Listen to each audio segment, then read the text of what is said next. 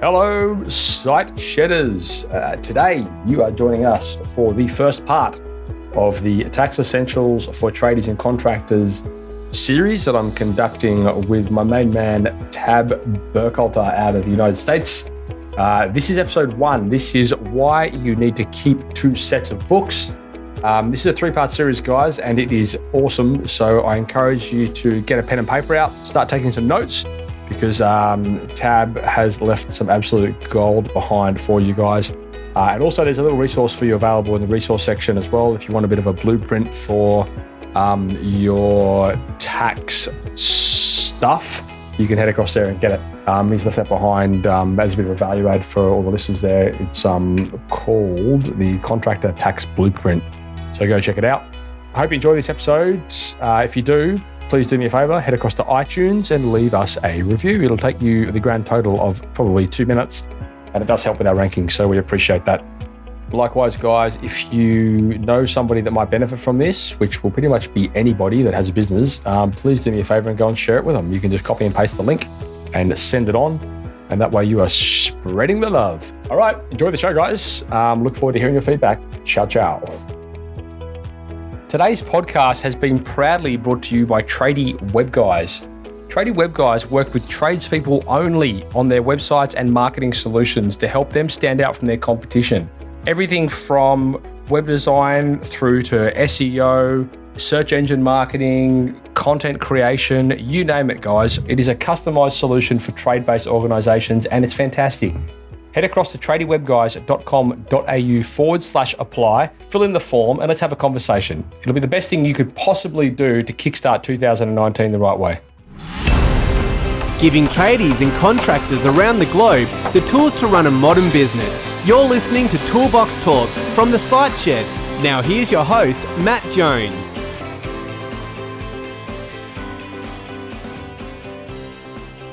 Hello, listeners, and welcome back to Toolbox Talks on the Site Shed podcast. My name is Matt Jones. I'm your host, and today I'm joined by Tab Burkhalter, all the way from the United States. Tab, welcome. Thank you for having me. Now, did I pronounce your surname correctly, Burkhalter? You certainly did. Thank you. Where is that from? It's German. Ah, das ist gut. Now, you're all the way from the United States. You're in Tennessee, right? I am. And how is everything looking over there? Nice and cold, but hopefully we have a sun that will come out and warm us up a little bit as we approach our tax deadline. Yes, I'm sure that's of the utmost importance when it comes to tax deadlines. It's bad enough that the government takes our money. We just wish that they wouldn't take as much of it. Yeah, well, I think that's a pretty common complaint from around the world. So I suppose with that in mind, today we're talking about the tax essentials for tradies and contractors. And although you're in the United States, we're going to try and make this as general and as relevant across the board as we can. And I think the topics that you've come back to me with are quite relevant across the board, because in episode 1, we're going to be talking about why you need to keep 2 sets of books. In the second episode, we're going to be talking about understanding cash flow and reporting. And in the third and final episode, we're going to be talking about laying the right foundations for your business. So I don't think we'll go too far wrong with crossing borders here. What do you think? No, I think we'll be able to make it just fine. On the first one, or dealing with keeping 2 sets of books, I was always taught through school that you never kept 2 sets of books, that people would look at you funny if you did. Right. And the way that the government sets up the taxing system, even the Australian government's website talks about keeping 2 sets of books for tradies. Okay. They talk about that you keep 1 set of books in order to do your income tax. Mm-hmm. And then you have a separate set of books for the internationally accepted accounting standards. Okay. Interesting. So before we jump into part 1, do you want to tell us a little bit about the Burkhalter Group and I suppose your background and the type of work and companies that you guys work with? Sure. The Burkhalter Group has been around. We started off as a law firm over in Nashville, Tennessee. Mm-hmm. Then we brought in CPA expertise as well as the law. We expanded, and I run the Maryville office. Then, so we've been around since 1984, where we work with residential contractors, construction companies, the trades as well. Then for a brief period of time, I even dabbled in doing residential spec building and flipping, and quickly learned that my expertise is more in advising and consulting and not swinging the hammer. Yeah. Because I could not get a plumb line at all. Well, you're probably not alone. No, I tried hanging a ceiling fan in my house. We had a house that was built in 1936. I went to hang a ceiling fan in my daughter's room, and I burnt up the electrical line in the ceiling. Didn't know you could do that. Yeah, right. Okay. Well, for any of the listeners out there, certainly don't contact the Bert Halter Group for anything to do with home service work. No, we will contact you, but we have worked. So I say all that because we primarily work with the trades as well as the those that do franchising or multi-office locations. Okay. And there has been, as I tell people, most of our expertise has come from the school of hard knocks and actual application. Having done it, been a part of it, advised it, and not just taught it. So we have actual applications when we go through what we advise our clients because we were part of it. Okay. Well, that's important, I think. That's good to know that, I think for the better part, that's where most experience comes from anyway, School of Hard Knocks and making mistakes. And being around since 1984, I guess there's a pretty long roadmap of mistakes that you've been able to obliterate over the years. That there have been, and a lot we wish we didn't have to make, but we learn from them and we go on. Yep, that's the way it goes. So the Australian tax financial year over here is 30th of June through to the 31st of July. July through to June. So I know it's a little bit different to yours over there because you run off the calendar year, which kind of makes more sense. But anyway, that's Australia for you. Everything's upside down. So I suppose the reason that we're having this conversation is because it'll coincide quite well with the financial year over here in Australia. And of course, for your listeners over there in the United States, it's going to be super relevant as well. All the North Americans out there, tune in. We've got a lot of large Canadian audience, we've got large American audience, so I'm sure they'll be pretty keen to hear what we're talking about today. And I'll just say as well, guys, if you have any questions that you'd like Tab to answer, you can head across to the Facebook community there and you will get those answered. You can get to that group through thesiteshed.com. It's right on the homepage, a link to it. And also, Tab, you're going to leave behind a contractor tax blueprint, which is basically a white paper which runs through some essential tax important items that you guys can get hold of through the resource section over at thesiteshed.com. So thank you for that. Right, well, let's dive right in. I suppose episode 1, we're talking about why you need to keep 2 sets of books. Now, I guess fundamentally, I kind of understand what you're saying here, but practically, I might be not quite sure. Who are we speaking at here? Is this relevant to anybody that owns a business, or is this relevant to large companies or small companies? Or when it's relevant to anybody that has to borrow money from another institution. Okay. So, and it's also relevant to those that have to pay income taxes. Mm-hmm. And what I mean by that is when you go to pay your income taxes, you want to pay as little as possible. At least I don't enjoy paying taxes. I want to pay what I have to and not a penny more. Mm-hmm. But when you go to borrow money from your parents, from your best friend, from your bank down the street, your bank wants to see significant cash flow that you can service the debt. Mm-hmm. So you are automatically at odds with each other. You want low income for the government, but you want high income for your debt servicing. Yes. So that's where you come into the theory and the thought of having 2 sets of books. You keep one set of books according to the international accounting standards. The U.S. still has what's called Generally Accepted Accounting Principles, or GAAP. And I'm not exactly sure what Australians follow, but most of them will follow the international accounting standards. Right. Those standards are different than your income tax. So what a business is allowed to claim as a deduction or as income will vary underneath the two different sets of rules. This is interesting because I recently went through a exercise where that was made apparent to me here in Sydney, where I went to buy a new car through the business, and we had to look at a property actually, and the bank wanted to see personal income. And as you just said, when you run your own business, your objective is to pay yourself as little as possible, so you pay as little tax as possible. There's little ways around that, but then it actually was a bit of a reality check. So I was like, even my accountant, she was like, "Oh wow, okay, we've got to start paying. You got to start paying yourself more because, like on paper, it looks like you're not paying yourself. Like you're like a minimum wage, whereas in reality, it could be far from that. But it's just sort of how you dress it. Exactly, it's dressing. What we call it is, I call it it's categorization of income. So, for example, when you buy underneath the U.S. tax law, when you buy a work vehicle for your company, you can depreciate it, and the depreciation, the banks add that depreciation back into your net income figure. But if you were to expense the truck, which you have the right to do, the banks don't add in that figure back into your net income.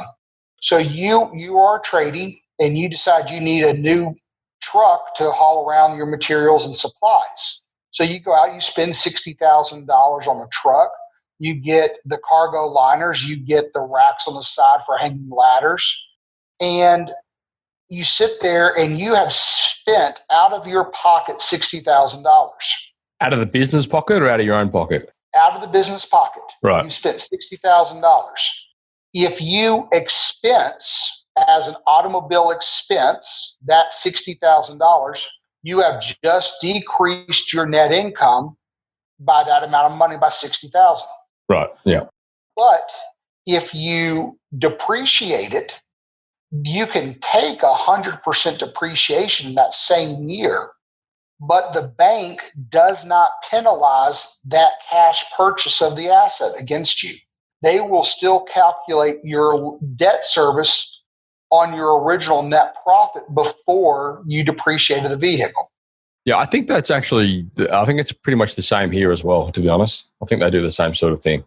And so that's where you start looking at two different sets of books, because if your business, you go out and let's say your business made $100,000, you spend $60,000 on that vehicle, you've got $40,000 left over.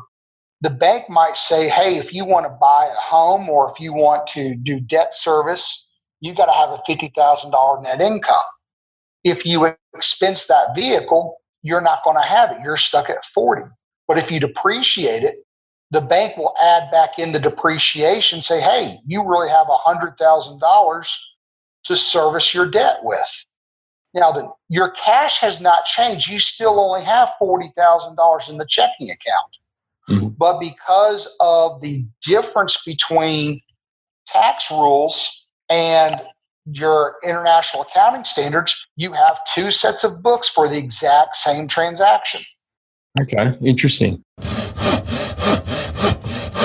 We interrupt this podcast today to talk to you very quickly about Tradie Web Guy's content creation program. That program has been designed specifically for trade-based organizations as a way that you guys as trade business owners can start creating content that enables you to engage better with your customers and your potential customers. It will enable you to build trust and build rapport, because what you're doing is you're investing in educating them. Biggest problem that we see with our customers today is that they're not regularly updating their websites. And that's a problem because, first of all, the search engines are looking for that. And second of all, potential customers are also looking for it. Tradie Web Guy's content creation program has been specifically designed to help you get regular, relevant content on your website consistently every month. We know that it's hard when you're out there on the tools, and we know that sometimes you don't always have the time to be able to do these things yourself. So we're taking it off your hands for you. It's a service that we're offering for you guys. We want to make sure that you're getting this done because we know how important it is. Anyway, head across to tradiewebguys.com.au/content, fill in the form, and one of our representatives will come back to you.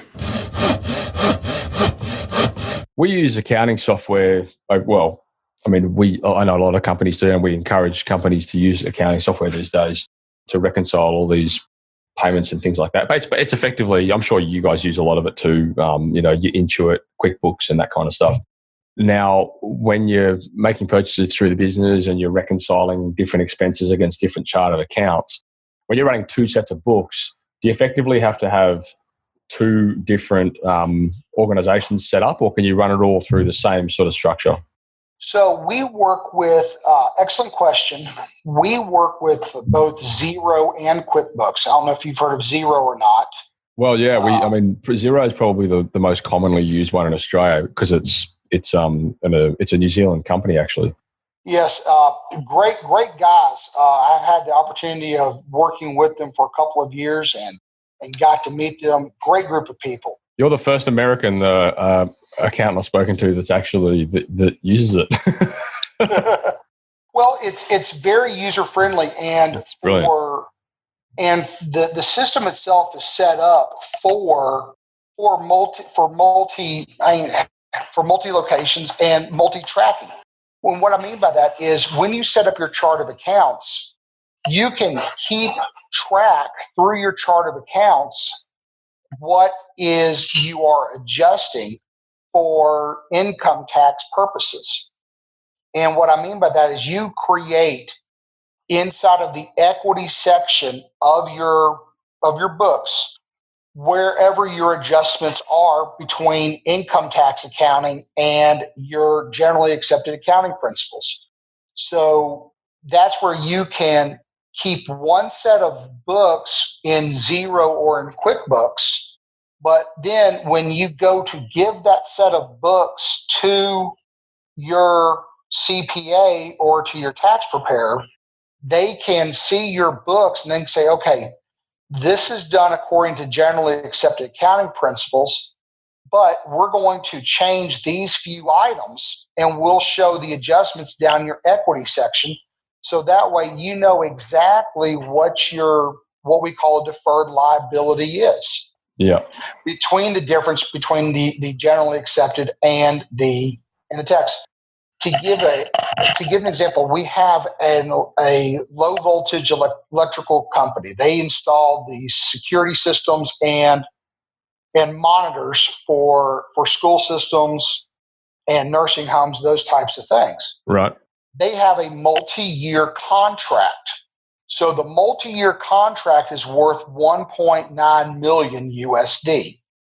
The bank loves that. That's 100% profit for servicing, for just monitoring those emergency calls. But for tax purposes, we don't recognize that 1.9 until we actually earn it that month of service. Right. So the books show the 1.9 million of future revenue, but on the tax return, we don't have to show that. So we don't have to pay tax on it until we actually earn it. So it's like kind of like a forecast? Correct. Okay. And so is that in the instance where for the tax department you might be because I know over here in Australia you can effectively pay your annual tax forecasts, that amount you can pay it up front, and I think you get some sort of credit or discount for doing that, whereas if you pay it as you go you might pay a little bit more. Is that kind of the same thing that you're talking about? Like you can forecast it and say, well, this is what we're going to be paying in tax for this. However, you only need to pay it as you make it. Along the same types of lines, in regard to you can pay your estimated and the government will give you a slight discount. Right. And if your estimates prove wrong at the end of the year, you have your chance to settle up with the government and then begin the next year if you want to. Yeah, okay. Yeah, interesting. And so do Do you think, Tab, that like a good starting point for the listeners out there that are interested in this would be to get set up on a program like Xero, where you've effectively got the ability to collect all of that data, reconcile all of your accounts, and set up the right chart of accounts and the structure for the business from a financial perspective, so that when it comes end of financial year, they can take it to somebody like yourself and say, right, here's the access to my Xero account. Work your magic. I believe the foundation is getting a good chart of accounts, looking at your actual cash flow, looking at where your money is going, setting your chart of accounts up with that focus in mind of saying, okay, I am going to need to borrow money from the bank, or I'm going to be purchasing large assets. And then you set your books up accordingly. Then when you have a good system like Xero, you can sit there and make sure that all of your records are accounted for. And the key to that is having a crystal clear picture of how your income is coming in and where your money is actually going. And that's what a good software system will do for you. But you have to get it set up properly on the front end. And don't be afraid to ask questions. There are some things that people just, as I talked earlier about me wiring a ceiling fan and burning up wire. I didn't know you could burn up wire. So now that I have to call a professional and ask them about how to install even a motion security light. My wife took away my cell phone and threatened not to give it back if I did it myself. But I don't know how to do that, so I have to call a professional. Whereas when a tradie is setting up their chart of accounts, there is no reason not to ask some simple questions to make sure it gets set up properly. Because there is how you code your books and how you establish your chart of accounts at the very beginning plays a significant role when your CPA, your tax preparer, goes to complete your books in July. Yep. Okay? And that's key, because all that they're looking at is your summary of transactions. They're not looking at the individual ones. Yeah. No, this is great. I imagine we're going to get a lot more. Well, we might get into that a little bit when we talk in the third episode about laying the right foundations for the business.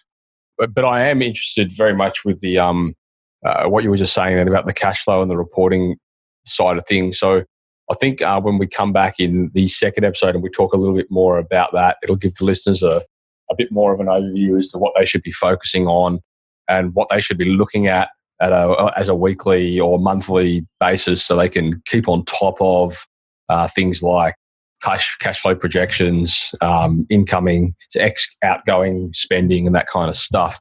Would that be accurate? That would be very accurate. All right, right on. Well, do you think we needed to cover off on anything else in this episode in relation to why you need to be keeping two sets of books? I've gone through, the primary reason is for your lenders, or or as you talked about, when you try to go and get a loan to even buy a car. If you're self-employed, we have a very bad tendency of keeping our income as suppressed as we possibly can. Mm-hmm. And there's nothing wrong with doing it. It's just a matter of how we have classified the income.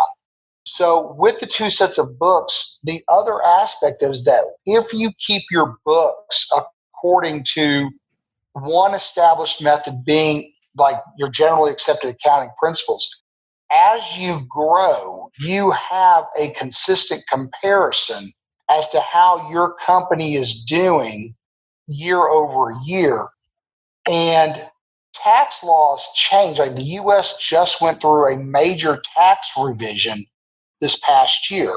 So if I look at your tax return from 2018 and compare it to 2017, what I see is I might see a 20% decline in taxable income. that's because the tax code changes.